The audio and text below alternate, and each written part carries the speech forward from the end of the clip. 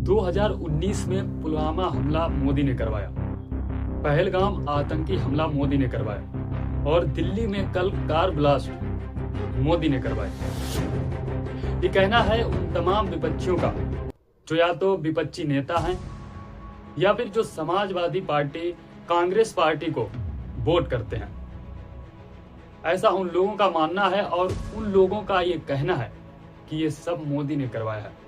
यदि कहने से और आरोप लगाने से आपको ऐसा लगता है कि प्रधानमंत्री नरेंद्र मोदी जी ने ही करवाया, तो उससे पहले मैं आपको बता दूं कि जो ये आरोप लगा रहे हैं ये जस्ट उल्टे पड़ने वाले हैं। क्योंकि अगर आप सच्चाई को देखना चाहेंगे और इनके आरोपों के आधार पर आप ये तय कर सकते हैं कि बीजेपी का तो इसमें कोई हाथ होने वाला नहीं है, क्योंकि भारतीय जनता पार्टी में अधिकांश देखा जाता है कि मुस्लिम नेता नहीं है। और जहां तक लोगों का ये भी मानना है कि भारतीय जनता पार्टी को मुस्लिम समुदाय के लोग कम वोट करते हैं। अब इसके हिसाब से आप ये देखेंगे कि जो अदर पार्टियां हैं उनके पास मुस्लिम वोट बैंक है और कहीं ना कहीं जितनी भी पार्टियां हैं, कांग्रेस या समाजवादी पार्टी, उनके ज्यादातर लीडर मुस्लिम हैं। ये सब मैं क्यों बता रहा हूं? क्योंकि जो आतंकी हमले हुए हैं या जो ये कल ब्लास्ट हुआ है, उसमें जो एक चीज कॉमन निकल कर आ रही है वह है कि इन सभी घटनाओं को अंजाम देने वाले व्यक्ति मुस्लिम समुदाय से आते हैं। तो आप ये अंदाजा लगा सकते हैं कि जैसा कि ये सभी पार्टियों के लोग बीजेपी पर आरोप लगा रहे हैं कि बीजेपी ने ही, जब जब देश में चुनाव का समय आता है तो बीजेपी पार्टी ही इन घटनाओं को अंजाम दिलाती है। अब आप इससे ये देख सकते हैं और समझ सकते हैं कि अगर इसी प्रकार से ये सिद्ध किया जाए और देखा जाए तो कहीं ना कहीं जो विरोधी पार्टियां हैं उनका ही हाथ लगता है। क्योंकि जो भी आतंकी घटनाओं को अंजाम दे रहे हैं वे सभी मुस्लिम समुदाय से आते हैं। आरोपों के हिसाब से ही देखा जाए तो ये कहना जायज होगा कि जो विपक्ष पार्टी हैं और जो विपक्ष पार्टियों के वोटर हैं वो सिर्फ बीजेपी सरकार को बदनाम करने में लगे हुए हैं।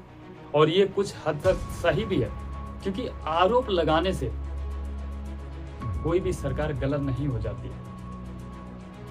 और यदि आप सोशल मीडिया के जरिए बीजेपी पर आरोप लगा रहे हैं तो फिर उनके जो सही मायने में जो तथ्य देखेंगे तो ये वही बात हो गई कि आपने ऊपर पत्थर उछाला है तो फिर मुंह के ऊपर आपके पत्थर ही गिरेगा, ना कि फूल। क्योंकि ये जो दिल्ली में कल घटना हुई है ये बेहद दुखद है और ये कहीं ना कहीं पूरे देश को झकझोर देने वाली घटना है और चिंता का विषय भी है। क्योंकि जो देश की राजधानी दिल्ली है और लाल किले के पास ये विस्फोट हुआ है, ये सच में चिंता का विषय है। हालांकि अभी साफ नहीं हुआ है कि क्या ये बाहरी किसी देश ने करवाया है या फिर भारत में ही कोई आतंकी संगठन पनप रहा है जो ऐसी घटनाओं को अंजाम देने का प्रयास कर रहा है। इसका अभी खुलासा नहीं हो पाया है। लेकिन जो भी आरोपी निकल कर आ रहे हैं वो कहीं ना कहीं मुस्लिम समुदाय के ही आ रहे हैं। अब आपको एक और बात बता दें कि कल जब एक रिपोर्टर जहां पर ये ब्लास्ट हुआ है वहां पर रिपोर्टिंग कर रहा था तो वहां पर कुछ लोग एकत्रित थे।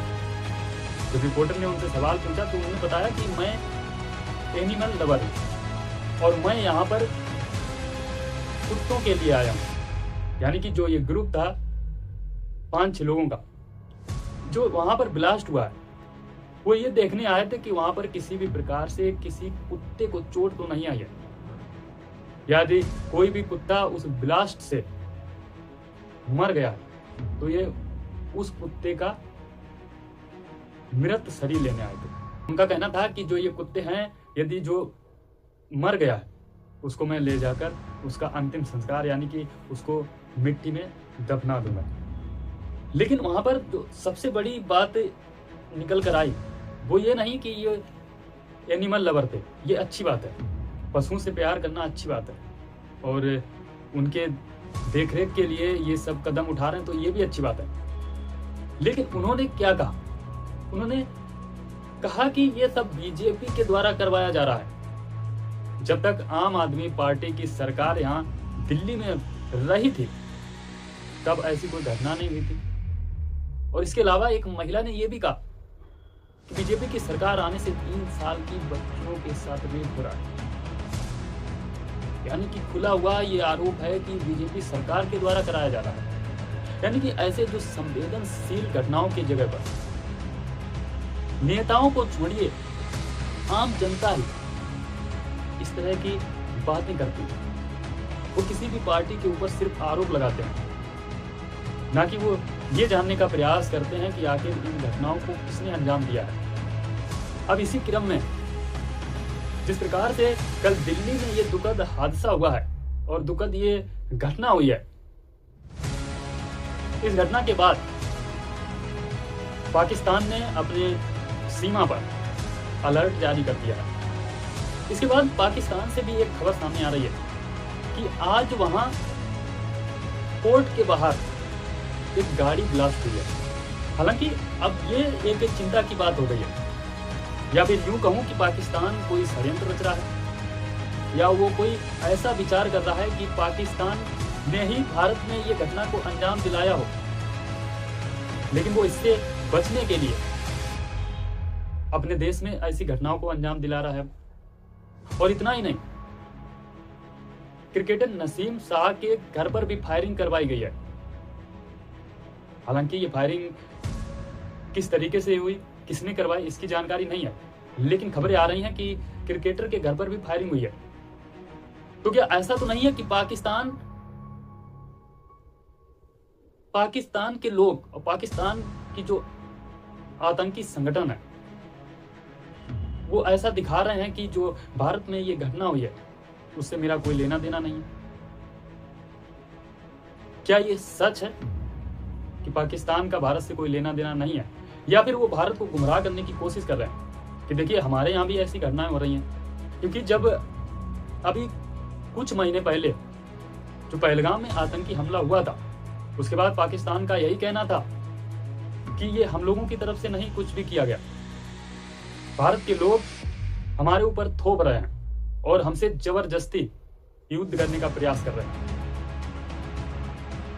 तो उसी तरीके से जो कल ये दिल्ली में ब्लास्ट हुआ उससे पाकिस्तान बौखला गया है, या फिर कोई साजिश चाल चल रहा है जिससे वो अपने ही देश में ऐसी घटनाओं को अंजाम देने लगा है।